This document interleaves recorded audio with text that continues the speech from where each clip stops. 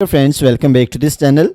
Today in this video I will show you how to select multiple cells just one click, because sometimes we want to select multiple cells. Like for example, I want to select 10,000 cells in 1 second. So by following this process you can easily do it.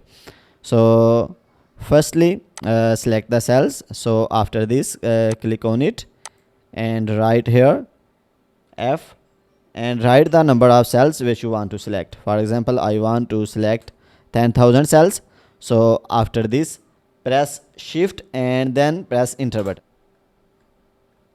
So you can see 10,000 cells are selected. So guys, in this way you can select 1000 or multiple cells just one click.